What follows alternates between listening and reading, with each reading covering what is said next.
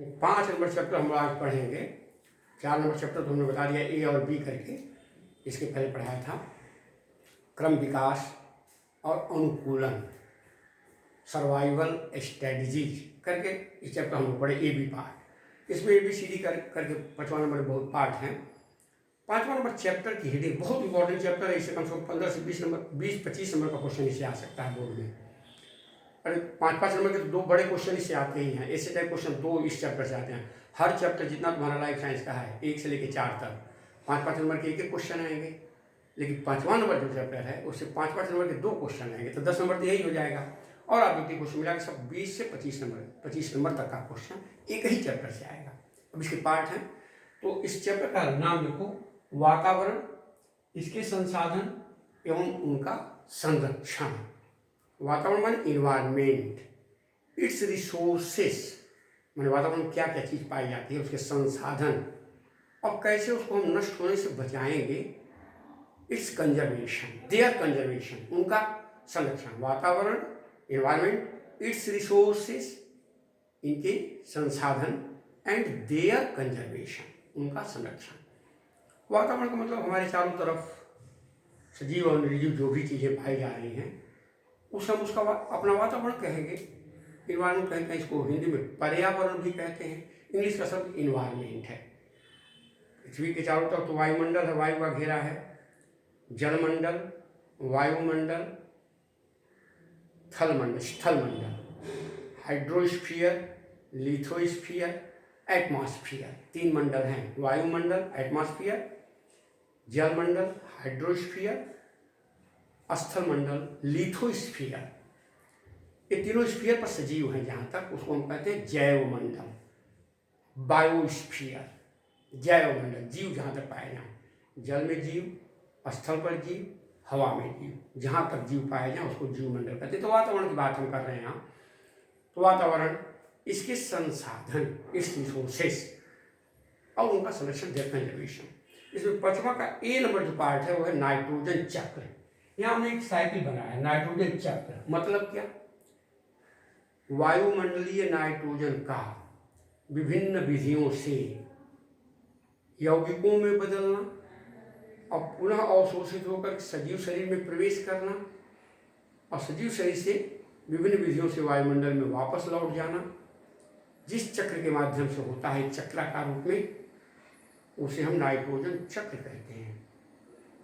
तो कोई बड़ी इंपॉर्टेंट चीज़ यहाँ है, नाइट्रोजन एक गैस, ऐसी गैस है जिसे सीधे न तो पौधा न ही जंतु अवशोषित कर सकता। हमने इसका 2 शब्द का चक्र बनाया है। किताबों में वृक्ष बनाया है, सूर्य बनाया है, वज्रपात दिखाया है, बहुत सारे। इसको हम शब्दों में बनाने की कोशिश किए हैं सिंपल तरीके से। 2 हमने बनाया है, इसको एक बार बता देते हैं कैसे बनाओगे। इसको यहाँ देखिए, वायुमंडलीय नाइट्रोजन, ये सबको पता है कितना है, 77% से 78%, 77% से लेकर 78%। ये नॉर्मल परसेंटेज है। सबसे ज़्यादा गैस है वो। हवा में 20 से 21 ऑक्सीजन है प्रतिशत, 0.03 से 0.04 कार्बन डाइऑक्साइड है, और 77 से 78% नाइट्रोजन। लेकिन नाइट्रोजन सीधे न तो पौधा लेता है न सीधे जंतु, क्योंकि गैसीय अवस्था में घुलती नहीं है, और जब तक कोई चीज़ घुलेगी नहीं तब तक अवशोषित नहीं होगी। इस बात हमेशा मस्तिष्क में रख लीजिए, जब घुलेगी तो अवशोषित होगी, अन्यथा अवशोषित नहीं होगी। तो गैस अवस्था में घुलनशील नहीं है। यौगिक जब इसका बनेगा तो घुल जाएगी। तो इसलिए नाइट्रोजन को यौगिक रूप में पहले बताया जाएगा, तब उसका अवशोषण होगा। यही बात यहाँ पढ़ेंगे। तो यहाँ इस चक्र को थोड़ा बनाया बहुत आसान हमने बनाया है। यहाँ पर इतने दूर तक है। ये देखिए हमने लिखा है, उसको पढ़ा रहे हैं, इतना दूर तक। ये वायुमंडल में नाइट्रोजन 77 से 78%। ये नाइट्रोजन स्थिरीकरण पहले स्थिर किया जाएगा, जमीन में स्थिर किया जाएगा। स्थिर करने में हरे पौधों के शरीर में अभी आएगी वायुमंडल की नाइट्रोजन, हरे पौधों शरीर में घुल करके आएगी। कैसे आएगी? अब यहाँ पर देखो एक चक्र है, नाइट्रीकरण, वायुमंडलीय एवं औद्योगिक स्थिरीकरण। उद्योग के द्वारा भी इसको स्थिर करेंगे। वायुमंडल का तो स्थिर होगा ही, उद्योग धंधों, उद्योगों में भी एक विधि हम बताएंगे। यहाँ नाइट्रोजन का यौगिकरण में औद्योगिक रासायनिक विधियाँ। तो यहाँ अब देखो अमोनिकरण, नाइट्रीकरण, वायुमंडलीय नाइट्रोजन, नाइट्रीकरण से नाइट्रेट्स, इसका डीनाइट्रीकरण होगा, फिर वायुमंडल में नाइट्रोजन चली जाएगी। एक चक्र हुआ। दूसरा नाइट्रेट्स हरे पौधों में आएगा, घुलनशील है, नाइट्रेट्स आ रहा है, और नाइट्रेट्स के रूप में घुलती है। अभी इसका विधि हम बता रहे हैं, एक चक्र समझा दे रहे कैसे आएगा। नाइट्रेट्स ये घुल जाएगी तो हरा पौधा इसको ले लेगा। हरा पौधा जब इसका मृत शरीर होगा तो इसका अमोनीकरण होगा, जंतु का भी और हरा पौधा भी, दोनों को। देखो हरा पौधा से जंतु लेगा, जीव द्रव्य जंतु, जंतु के शरीर में जीव द्रव्य बनेगा। भाई हम लोग कहाँ से प्रोटीन प्राप्त करेंगे? नाइट्रोजन प्रोटीन बनाती है, हम लोग हरे पौधे से पाएंगे तो जंतु जितना है जंतु का जीव द्रव्य, और ये पौधा से, ये जंतु का और पौधे का शरीर अमोनीकरण होगा, मरेगा तो उसको अमोनिया बनेगी और नाइट्राइट्स फिर नाइट्रेट में बदल जाएगा। ऐसे एक चक्र चलेगा। ये चक्र ऐसे एक छोटा सा चक्र हमने बनाया। यहाँ देखो दूसरा चक्र वायुमंडलीय नाइट्रोजन, यहाँ दूसरे तरह से हमने बना दिया, थोड़ा सा अंतर है। वायुमंडलीय नाइट्रोजन का देखो यहाँ से आ रहा है बिजली का चमकना। अभी बताएंगे इसको समझाएंगे थोड़ा सा। यहाँ बिजली का चमकना है, नाइट्रेट में बदल जाएगा। फिर ये नाइट्रेट डीनाइट्रीकरण जब होगा तो वायुमंडलीय नाइट्रोजन बदल जाएगी। यहाँ देखो वायुमंडलीय नाइट्रोजन हो गया। पौधों की प्रोटीन, नाइट्रेट जो है पौधों की प्रोटीन, वहाँ पे बताया है पौधों की प्रोटीन।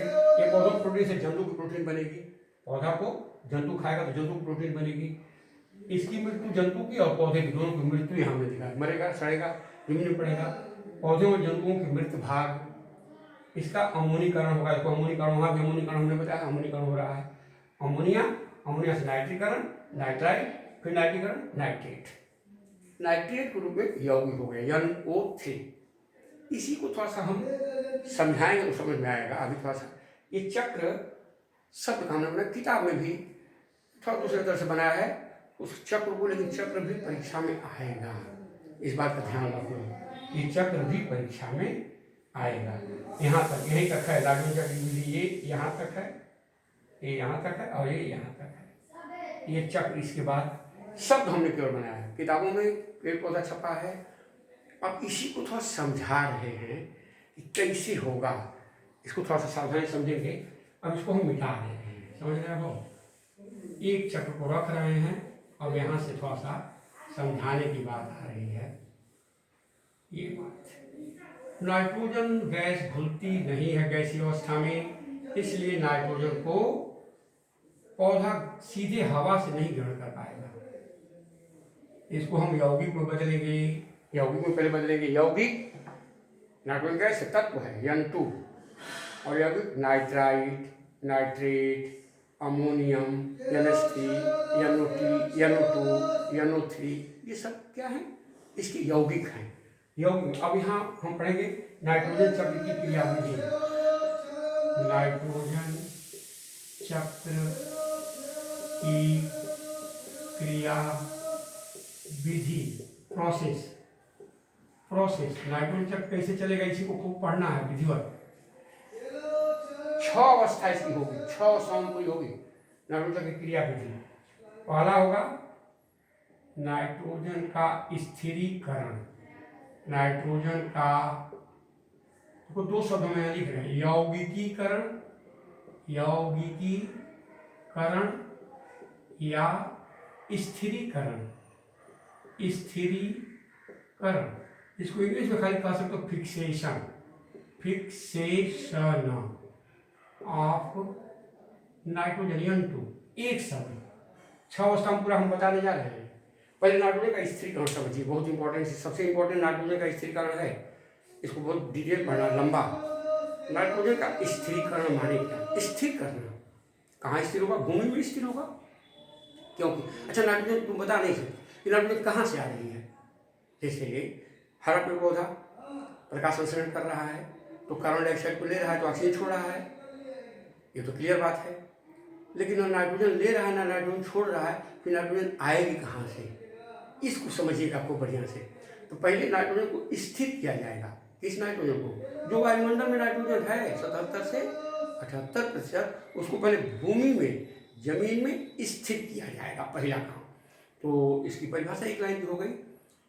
वायुमंडलीय नाइट्रोजन गैस को विभिन्न विधियों द्वारा उसके यौगिकों में बदलकर मिट्टी में जमा करने की विधि को नाइट्रोजन का स्थिरीकरण या यौगिकीकरण कहते हैं।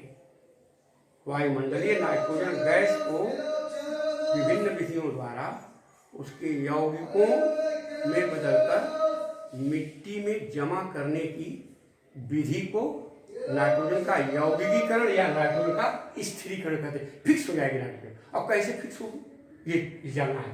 पहली विधि है ए नंबर, प्राकृतिक, नेचुरल होगा ये, प्राकृतिक होगी, प्राकृतिक या भौतिक विधि,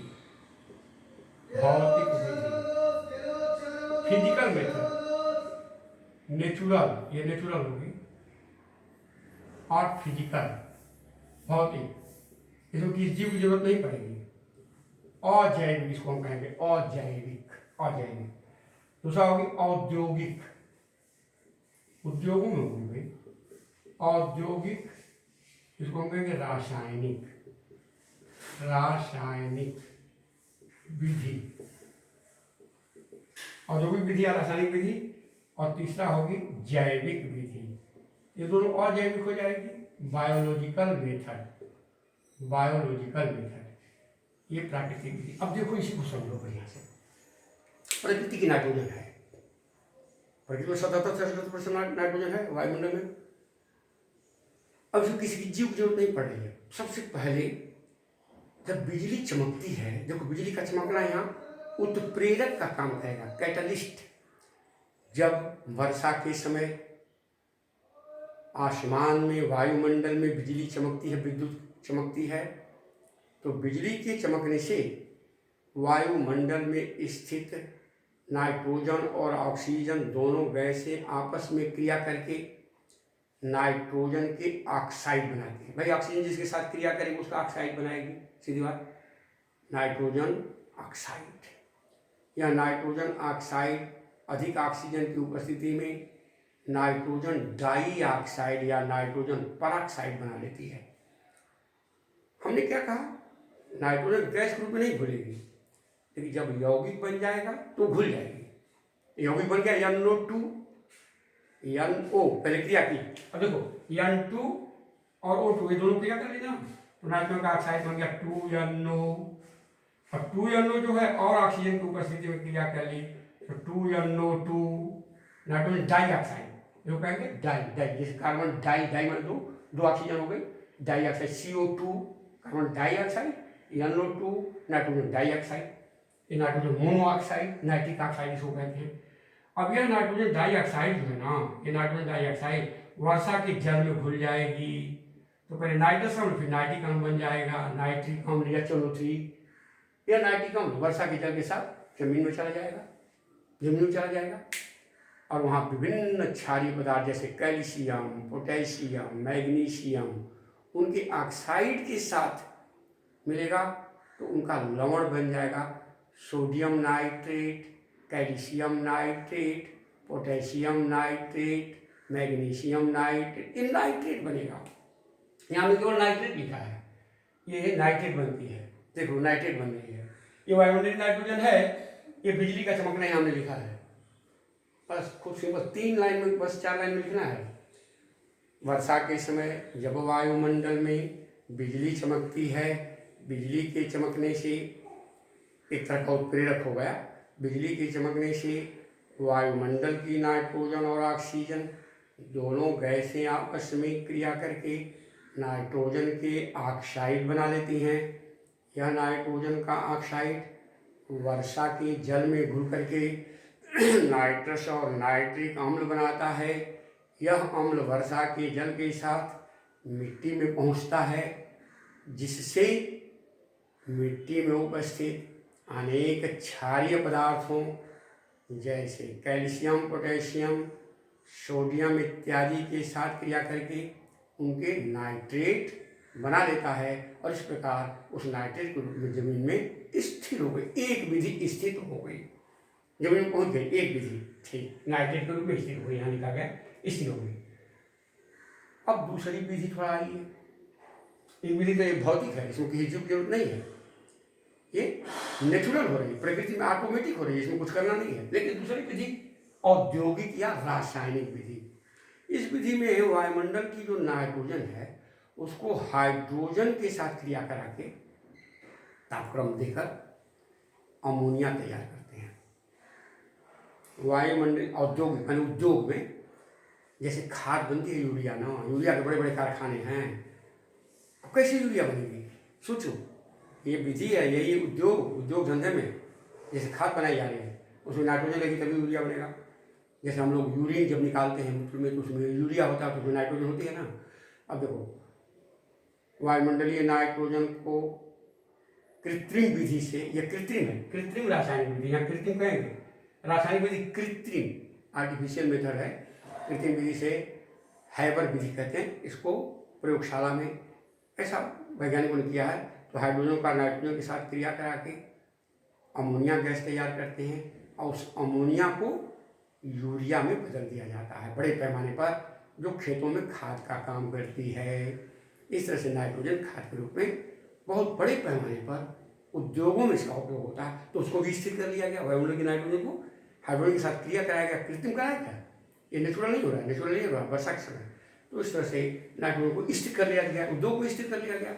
अब आइए विभिन्न विधियों से हमने बताया परिभाषा में, विभिन्न विधियों से उसके यौगिकों में बदल करके स्थिर करना। तीसरी विधि है, तीसरी विधि हम यहाँ आई, प्राकृतिक हो गया, और जैविक विधि। अब जैविक विधि में हम पढ़ेंगे, जैविक विधि थोड़ा ज़्यादा पढ़ना है। अब जैविक विधि, अब भाई नाइट्रोजन प्रोसेस हो रहा है। तीसरी विधि है सी नंबर, पहली विधि चल रही है अभी। हाँ, पहली का ABC 3 पार्ट हम बता रहे हैं। क्या हुआ, भौतिक विधि या प्राकृतिक विधि, दूसरा हो गया औद्योगिक विधि, और तीसरा हुआ जैविक विधि। जैविक विधि बहुत इंपॉर्टेंट है। जैविक स्थिरीकरण, जैविक विधि, बायोलॉजिकल मेथड,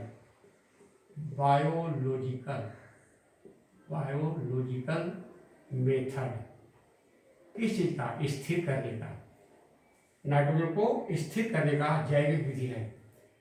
जब नाइट्रोजन को विभिन्न सूक्ष्म जीवों द्वारा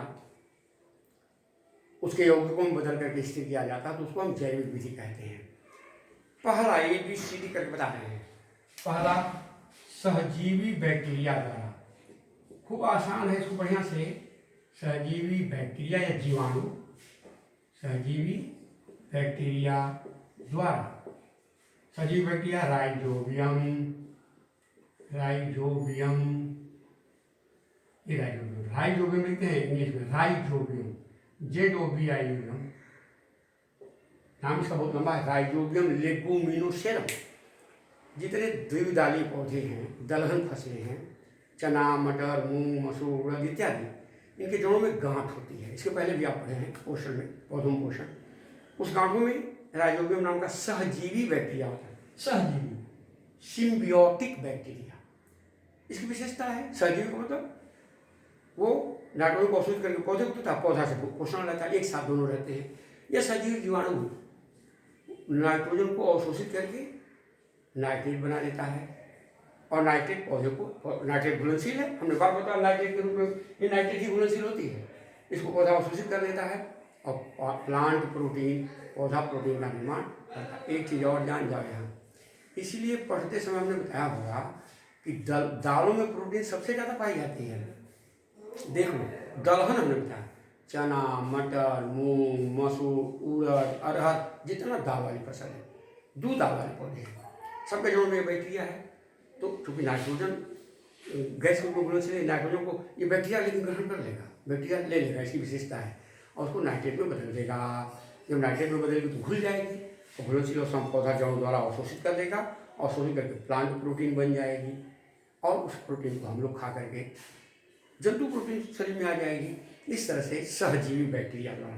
दूसरा है, दूसरा B नंबर, असहजीवी, असहजीवी या स्वतंत्र जीवी बैक्टीरिया। यहाँ उदाहरण देना है, स्वतंत्र जीवी, फ्री लिविंग, स्वतंत्र जीवी बैक्टीरिया। केवल उदाहरण बहुत जरूरी है, बैक्टीरिया, वहाँ नाम हमने नहीं दिया है चित्र में। यहाँ दो नाम लिख लोगे, क्लास्ट्रीडियम, क्लास्ट्रीडियम एवं एजोटोबैक्टर, एजोटोबैक्टर नामक बैक्टीरिया। ये दो मिट्टी में पाए जाते हैं, दोनों मिट्टी में पाए जाते हैं, असहजीवी हैं। नॉन सिम्बियोटिक, इसको कहते हैं स्वतंत्र जीवी, फ्री लिविंग बैक्टीरिया, फ्री रूप में मिट्टी में है। क्लॉस्ट्रीडियम एजोटोबैक्टर, दो उदाहरण बहुत इंपॉर्टेंट, क्लॉस्ट्रीडियम एजोटोबैक्टर, ये दोनों बैक्टीरिया अपने शरीर में मिट्टी के कणों के बीच नाइट्रोजन है, ये मिट्टी में पाए जा रहे हैं।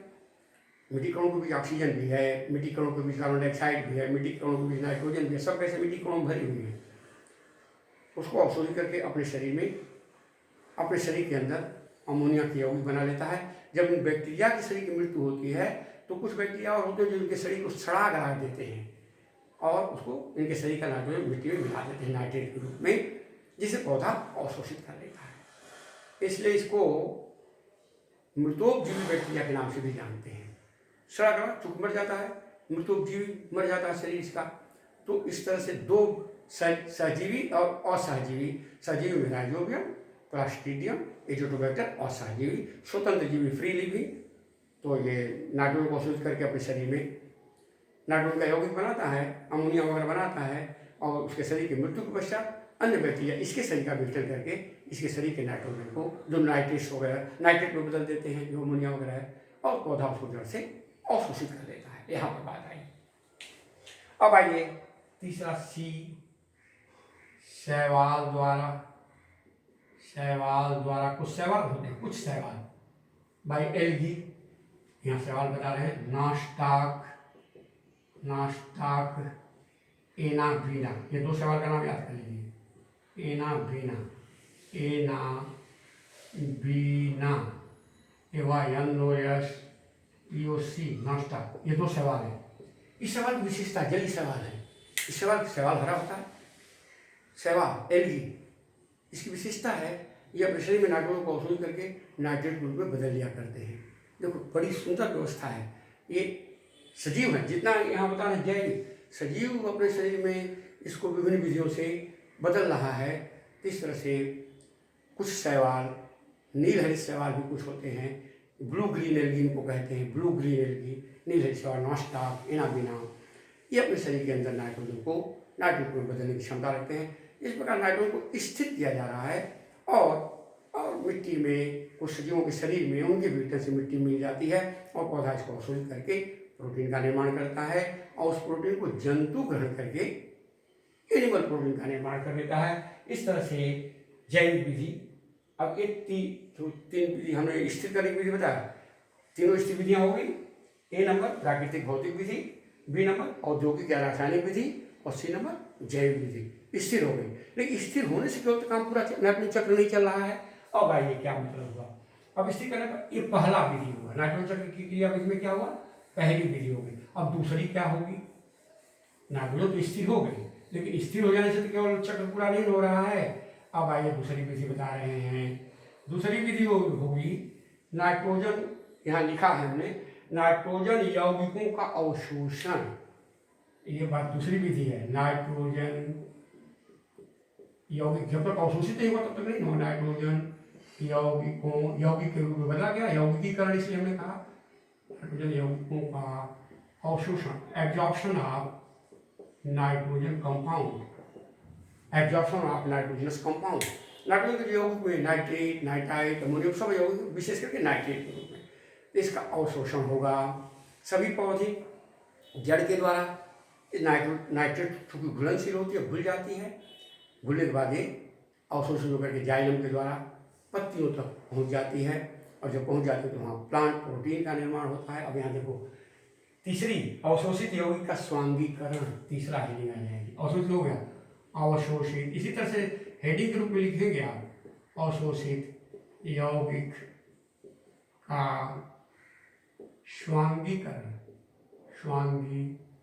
स्वांगीकरण बड़ी स्पेशल चीज है। Assimilation, assimilation of absorbed compound, assimilation of absorbed compound, assimilation जीव द्रव्य में बदलने की क्रिया को अवशोषित कर, जैसे भोजन का अवशोषण होता है शरीर में, मानव शरीर में विलाई के द्वारा, तो उसके बाद होता है स्वांगीकरण। यहाँ भी अवशोषित जब हो गई, अवशोषित हो गई जाइलम के द्वारा, पौधे की विभिन्न पत्तियों तो पहुँचा दी गई। अब क्या होगा, उस अवशोषित नाइट्रोजन का जो यौगिक है उससे पौधे के अंदर आवश्यक प्रोटीन, अमीनो अम्ल, हार्मोन्स, इंजाइम्स, जीव द्रव्य, ये तमाम चीज़ें एब्जॉर्ब जो नाइट्रोजन है पूरा जीव द्रव्य का गठन बन जाएगा।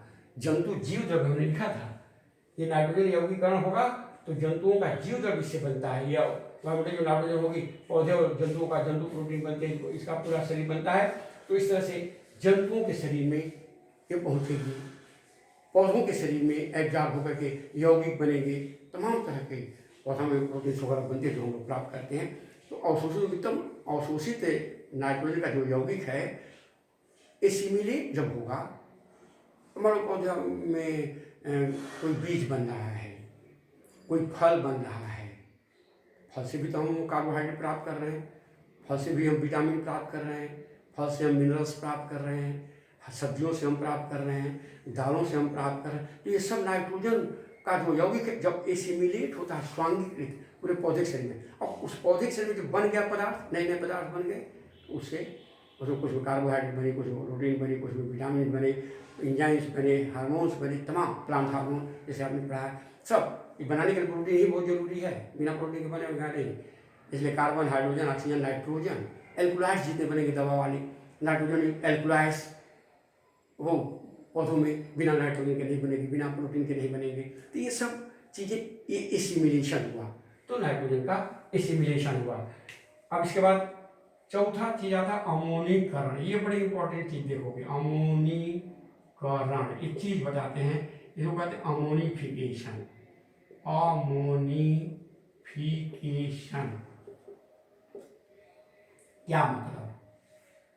ये तो हमें बताया कि पौधा औषधि, लेकिन पौधे और जंतुओं के मृत शरीर, यहाँ पर बड़ी ध्यान देने वाली बात है। यहाँ एक चीज हमने लिखा, जंतु प्रोटीन मृत्यु, पौधे और जंतुओं का मृत भाग, देखो मृत भाग मर गया तो इसका अमोनीकरण होगा। यहाँ पर हमने लिखा है, देखो एक चीज यहाँ चार्ट में जब देखोगे तो पता अमोनीकरण, अमोनीकरण क्या?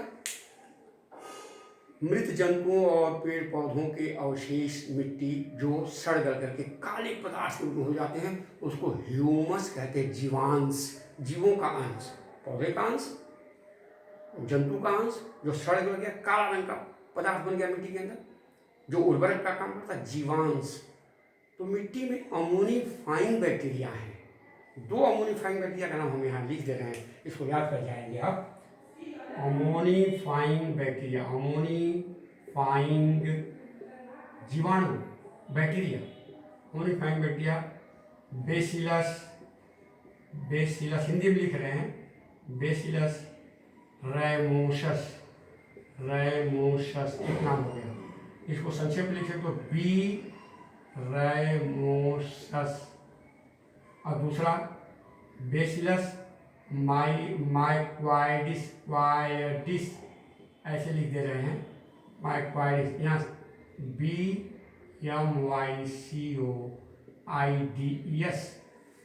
यहाँ MYCOIDS पूछा जाता है एक नंबर का।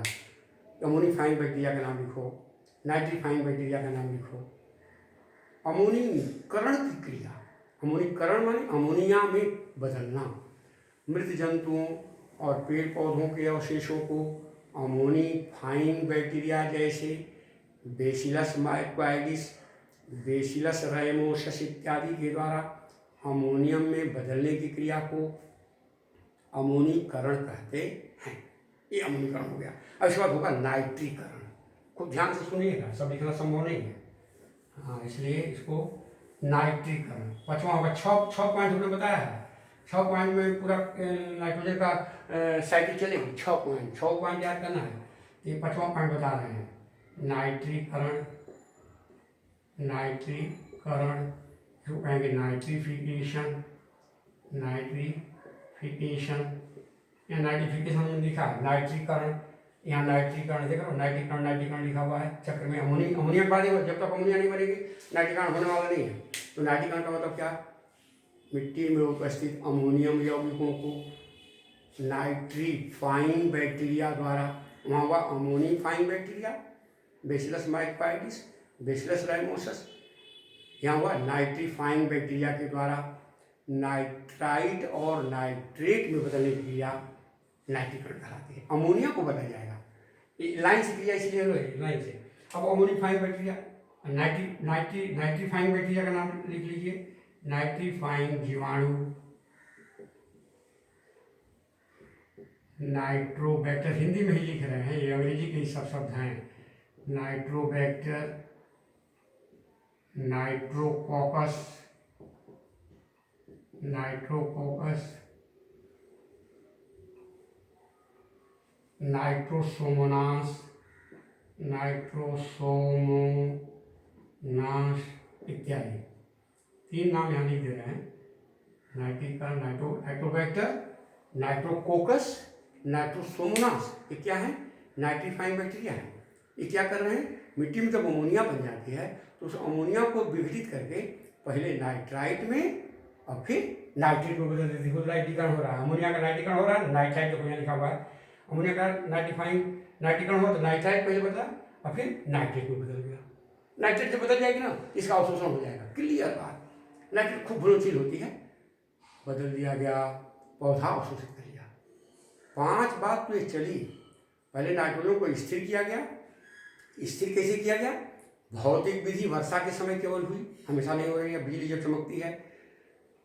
इसके बाद औद्योगिक विधि, वायुमंडलीय नाइट्रोजन को हाइड्रोजन के साथ क्रिया करके अमोनिया बनाते हैं, अमोनिया से फिर यूरिया बनाते हैं, यूरिया खाद जो बनती है। तीसरा जैविक विधि स्थिर की गई। जैविक विधि में राइजोबियम नामक सहजीवी बैक्टीरिया है, क्लास्ट्रीडियम और एजोटोबैक्टर नामक और सहजीवी बैक्टीरिया या स्वतंत्र जीवी बैक्टीरिया या मृतोपजीवी बैक्टीरिया, तीनों कह सकते हैं। और तीसरा शैवाल द्वारा जीवी, नाश्ता केना बिना ये शैवाल उसको स्थिर कर देते हैं मिट्टी में। अब इसके बाद जब ये स्थिर हो गई मिट्टी में तो उसका अवशोषण हुआ, एब्जॉर्प्शन। नाइट्रोजन का अवशोषण हमने बताया था इससे पहले, यहाँ नाइट्रोजन का अवशोषण सेकेंड पॉइंट आएगा। अवशोषित हो गई, अवशोषित होकर पौधे विभिन्न कोशिकाओं में उत्कों में चली गई। जब अवशोषण हुआ तो उसका स्वांगीकरण हुआ, उसको जीव द्रव्य में बदला गया, उससे प्रोटीन बने, उससे एंजाइम बने, तरह तरह की चीज़ें बनी। ये सब चीज़ें बन गई, उसको जंतु खा करके प्रोटीन प्राप्त किया तो उसका एसिमिलेशन हो गया। एसिमिलेशन होने के बाद अमोनीकरण हो रहा है। अमोनीकरण थोड़ा सा हट गई लाइन अब यहाँ से। अमोनीकरण क्या हुआ? मिट्टी में जो सड़ा गला जीवों का अंश है, जीवांश है, जंतु का, पौधे का, अमोनीफाइंग बैक्टीरिया, बी डायमोसस, बेसिलस डायमोसस, बेसिलस माइपाइडिस, ये जो अमोनीफाइंग बैक्टीरिया उसके मृत शरीर को, जंतु और पौधे को सड़ा गला करके उसको अमोनिया बदल देंगे, बस अमोनीकरण हो गया। अब अमोनिया को दूसरे बैक्टीरिया वही मौजूद है, पृथ्वी में सब बैक्टीरिया है, लेकिन अपना अपना काम करेंगे। जिसका जो काम है वही करेगा, दूसरा नहीं कर सकता। मेरा काम लाइफ साइंस पढ़ाना है तो मैं साथी पर भी थोड़ा पढ़ा रहा हूँ। जिसका जो काम है, यहाँ पर भी आपका जो काम है वही कर रहे हो। अब अभी हम लाइफ साइंस पढ़ा रहे हैं, अभी बढ़ करके मैथ बनाना शुरू करो तो हो गई छुट्टी। जब जो काम है उसी काम को करिए। जिसका जो काम है, मिट्टी में प्रकृति ने बंटवारा कर दिया है अपने से, टोटल सबका बंटवारा विभाग है, बना हुआ है, उसी अनुसार सब लोग काम कर रहे हैं। बैक्टीरिया नाइट्रीफाइंग बैक्टीरिया है, नाइट्रोसोमोनास, नाइट्रोकोकस, नाइट्रोबैक्टर, ये सब नाइट्रीफाइंग बैक्टीरिया है। ये सब क्या करते हैं? अमोनिया को नाइट्राइट और नाइट्रेट में बदल देते हैं। नाइट्रेट में लास्ट बदलेगा, नाइट्रेट घुलनशील होती है, पौधा अवशोषित कर लिया, फिर वही अवशोषित होकर के स्वांगीकरण हो रहा है। ये चक्र पूरा चल रहा है, पूरा चक्र चल रहा है। ये तो पूरा स्थिर हो गया, उसके शरीर में पहुंच गया। अब प्रश्न है कि फिर नाइट्रोजन वायुमंडल में आई कहाँ से? आखिर वायुमंडल पुनः लौट के आना नहीं चाहिए। नाइट्रोजन की परिभाषा में यही है कि वायुमंडलीय नाइट्रोजन का पहले विभिन्न विधियों द्वारा उसके यौगिकों में बदलना और बदल करके सजीवों के शरीर में प्रवेश करना और सजीवों के शरीर से विभिन्न विधियों द्वारा पुनः वायुमंडल में लौट आने की चक्राकार गति को ही नाइट्रोजन चक्र कहते हैं। तो अब लौटेगी कैसे? उसको कहेंगे डीनाइट्रीकरण। देखो लास्ट है, छठवां पॉइंट आ गया। 6 पॉइंट में इसको पूरा एकदम याद करोगे, बिल्कुल एक बार किताब पढ़िए एकदम याद हो जाएगा, नो डाउट। कोई प्रश्न नहीं है कि आपको याद ना हो जाए, ऐसा मैं नहीं मानता, बहुत ही आसान है। हाँ, थोड़ा समझने की बात है। डीनाइट्रीकरण 6वां पॉइंट, 6 पॉइंट में पूरा हो रहा है नाइट्रोजन चक्र। डीनाइट्रीफिकेशन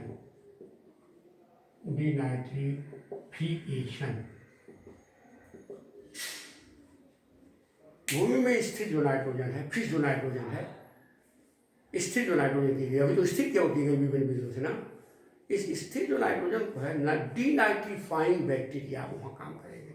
इसका एक नाम बड़ा आसानी से याद हो जाएगा, बी डीनाइट्रिफिकेंस, बी डीनाइट्रिफिकेंस बैक्टीरिया का नाम ही है,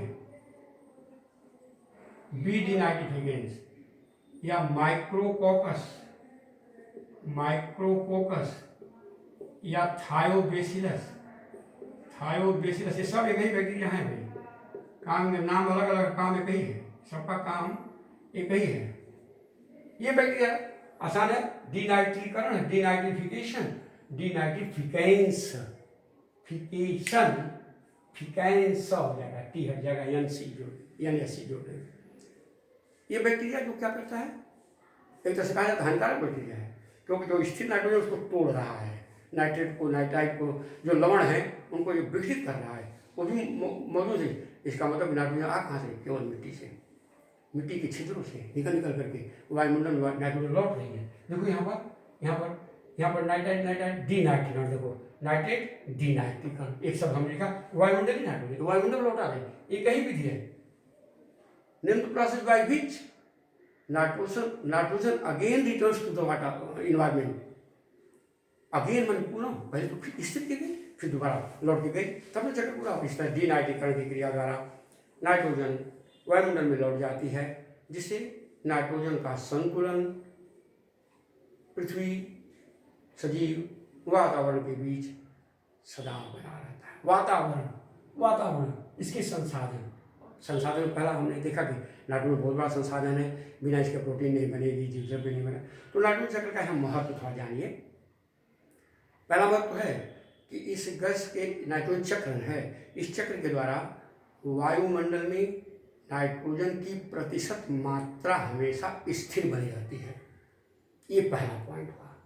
दूसरा है, नाइट्रोजन के द्वारा प्रोटीन का निर्माण होता है और जीव द्रव्य का निर्माण होता है, बहुत जरूरी है। जीव द्रव्य बनेगा तभी सजीव जिंदा रहेगा, प्रोटीन बनेगी तभी सजीव की उचित वृद्धि होगी, तो सब नाइट्रोजन चक्र के ऊपर ही आधारित रहता।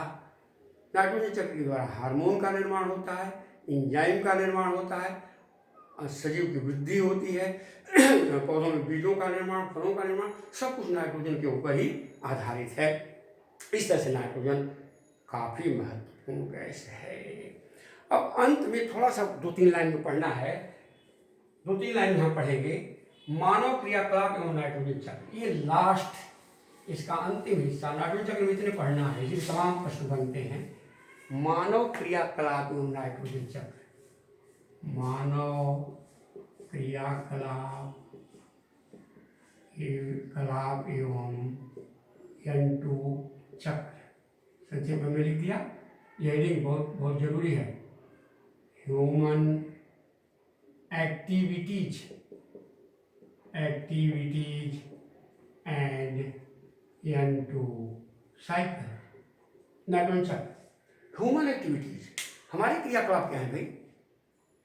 किसान खेतों में अधिक से अधिक फसल प्राप्त करने के लिए नाइट्रोजन युक्त उर्वरकों का प्रयोग कर रहा है। एक हम लोग के, जब हम घर जाते थे गांव, तो वहाँ एक खाद दी जाती थी, NPK, बड़ी इंपॉर्टेंट खाद थी, उसका नाम ही था NPK। देखो, नाइट्रोजन फास्फोरस पोटास, बोरे में आती थी।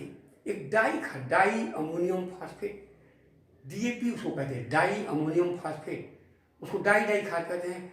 काले काले रंग की छोटी छोटी बड़ी उपजाऊ होती है। ये खाद नाइट्रोजन युक्त खाद है जी। यूरिया सबसे इम्पोर्टेंट खाद, यूरिया सबने देखा भी होगा, यूरिया खादें छिड़की जाती है फसलों को बढ़ाने के लिए। ये जब खादें ज़्यादा फसल को बढ़ाने के लिए की जाती है, तो नाइट्रोजन का प्रतिशत मात्रा बढ़ता है, क्योंकि भूमि में भी नाइट्रोजन की मात्रा अधिक से अधिक ये उर्वरक देने से हो जाएगी, तो वो घुलेगी। घुल करके वो जल जो है तालाब में, नदियों में, पास पड़ोस में वो जल बह करके जब जाएगा तो एसिड फॉर्म होगा। नाइट्रोजन जब जाएगी तो एसिड रेंज, जो हमने बताया अम्लीय वर्षा हो रही, नाइट्रोजन का ऑक्साइड बनता है ना, बिजली चमकते हैं, नाइट्रोजन ऑक्सीजन क्रिया करते हैं, तो वर्षा के जल में घुल के क्या बनता है? नाइट्रस अम्ल और नाइट्रिक अम्ल, तो अम्ल वर्षा हो रही है। नाइट्रोजन का अधिक उपयोग करने से ग्लोबल वार्मिंग भी होगी। नाइट्रोजन का एक यौगिक है नाइट्रस ऑक्साइड, इसको बड़ा ध्यान से देखोगे, आगे भी हम पढ़ाएंगे इसी चैप्टर में। Nitrous oxide, N2O nitrous oxide, यह अम्ल वर्षा कराने में सबसे अधिक भाग लेती है। नाइट्रोजन ऑक्साइड गैस है, नाइट्रस ऑक्साइड ये गैस है, नाइट्रोजन गैस ही है, इसका ऑक्साइड भी गैस बन गया ऑक्सीजन के साथ जब क्रिया की, और ये वर्षा के जल में यही जब मिलती है। अभी हम बता nitrogen oxide, nitrogen dioxide, nitrous oxide उसमें सबसे है। तो ये है, ये ग्लोबल वार्मिंग भी करने में नाइट्रस ऑक्साइड जो है, आगे हम चैप्टर में, इसी चैप्टर का पार्ट में हम बताएंगे, प्रदूषण वगैरह करने में काफ़ी इसका योगदान है। ये ग्लोबल वार्मिंग का काम करती है। बहुत सी गैसें जो है जिसको हरित गृह प्रभाव, ग्रीन हाउस गैस कहते हैं, ग्रीन हाउस गैस, इसी चैप्टर का भाग हम पढ़ाएंगे। तो ये ग्लोबल वार्मिंग, वैश्विक उष्णता में इसका बहुत बड़ा योगदान है नाइट्रोजन चक्र का।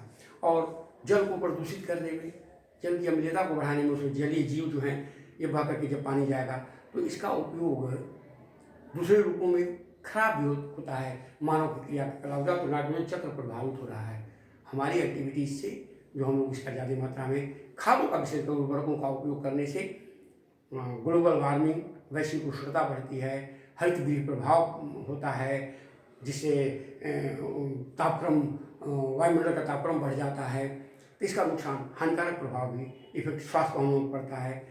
एसिड रेन होती है जैसे वृक्षों पर, या बहुत सी इमारतें जो होती हैं अम्लीय वर्षा होने से उनको भी नुकसान होता है। इस प्रकार नाइट्रोजन चक्र कुछ लाभ है, और मानव क्रियाकलाप के द्वारा हम नाइट्रोजन चक्र को प्रभावित करते हैं। बस।